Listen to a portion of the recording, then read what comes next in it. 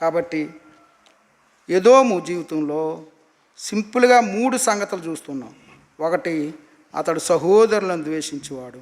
2, అతడు హృదయమందు గర్వించినవాడు. 3, అతడు బొత్తిగా చెడిపోయినవాడు. 4, అతడు వివేచన లేనివాడు అనే మాట చూస్తున్నాం.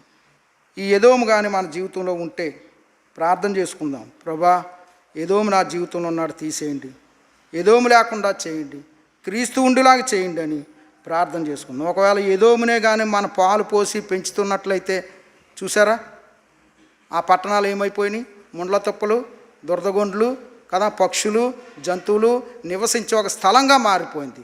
అలాగా మనం నష్టపోకుండా ఉండాలని, మన కుటుంబాలు నష్టపోకుండా ఉండాలని ప్రభు పేరట దేవుని సేవకుడిగా మరొక మాట హెచ్చరిస్తూ, ఒకవేళ ఎవరైనా కష్టంలో ఉంటే, సహోదరులైన వారు ఇబ్బందుల్లో ఉంటే వారిని చూసి సంతోషించేవారం కాకుండా, వారు శత్రువులకు మన సహాయం చేసేవారం కాకుండా, మనము కూడా ఒకే రక్తంలో కడగబడ్డాం, ఒకే ఆత్మచేత ముద్రించబడ్డాం, ఒకే బాప్తిసం, ఒకే తండ్రి, ఒకే సంఘం.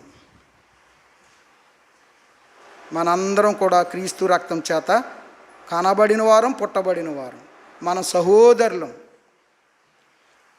లోతు పశువుల కాపర్లకి, అబ్రహాం పశువుల కాపర్లకి కలహం వచ్చినప్పుడు అబ్రహాము చక్కటి మాట చెప్తాడండి. ఏమంటాడు?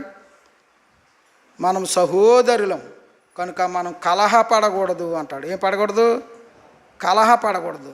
మీరు వాళ్ళిద్దరూ కలహపడ్డారనుకో, పక్కన ఉన్న కనానీయులు, అమోరీలు, పెరిజీలు వీళ్ళందరూ ఏం చేస్తారు?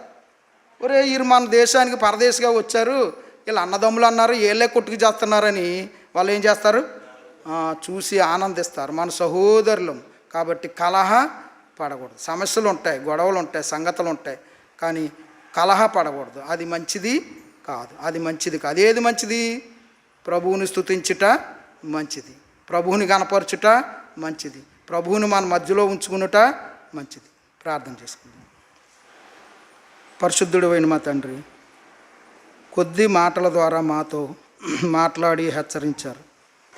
ఏ ఒక్కరూ మేము ఎదోముని పాలు పోసి పెంచేవారంగా కాకుండా, ప్రభా, మీ ఆత్మ కలిగిన వారమై మీతో కలిసి సాగేవారముగా సహాయం చేయమని, దయచూపమని, సంఘంలో మీ నిండి నెమ్మది, మీ నిండు సమాధానం అందరికీ అనుగ్రహించమని, వారు వారి ఇండ్లకి వెళ్ళిచుండగా మీకు ఆపదల, భద్రత, తోడు అనుగ్రహించమని, ముందున్న సేవకై మమ్మల్ని సిద్ధపరచమని, ప్రతి వారికి ఆరోగ్యం, ఆయుష్యమని యేసుక్రీస్తు ప్రభు నామంలో స్తుతించి ప్రార్థన చేయుచున్నాము తండ్రి.